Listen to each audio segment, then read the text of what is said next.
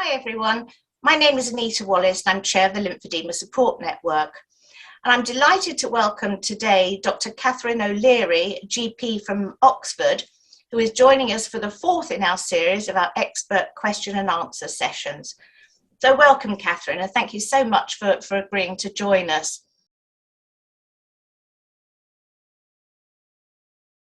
So Catherine, to sum up, if you could say one thing to GPs about lymphedema, what would it be?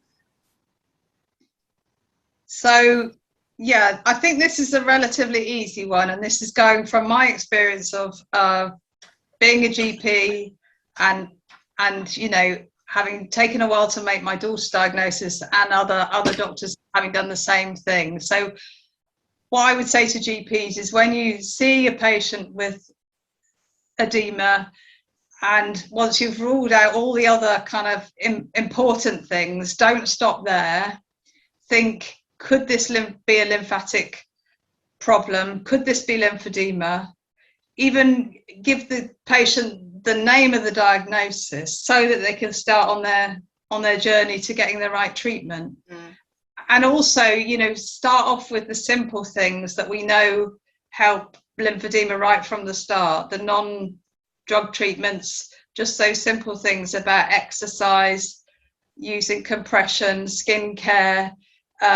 We can do that as GPs. Often, you know, maybe we don't feel like we've got much to add, but making the diagnosis, getting the patient on the right journey towards a lymphedema specialist, and signposting them to all the amazing information there is out there. I think if we as GPs can do that a bit better, you know, I would say in our defence that up until now, there's not been much, you know, lymphedema education to doctors along their journey, and hopefully that's something that's going to change. So hopefully they'll be thinking about it more as they, you know, as they're making the diagnosis with these patients. So that would be my message to GPs. Yeah, no, it's an excellent message.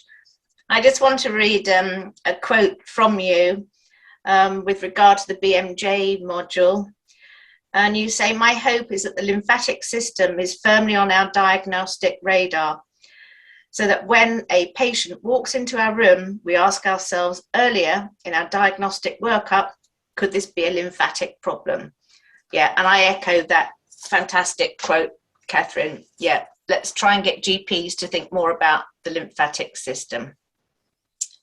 So thank you very much. And yeah, I've really enjoyed talking to you. And it's been, you know, wonderful to go through some of these questions. You know, some easier than others. Some we can find solutions to. Some is way out of our control. But I think the underlying message is we're all working towards, you know, trying to improve the treatment and you know, the lives of people living with lymphedema. And you know, I'm very pleased and grateful for your input, Catherine. Thank you very much. Yeah, and I would say, I think, you know, hopefully all my GP colleagues are out there do want to help you guys. They want to get you the best care, but, you know, hopefully with time, with better education, we can get even better at doing that, so that, you know, maybe you're getting less calls like the ones we've talked about today. Lovely. Thank you very much. Thank you, Catherine.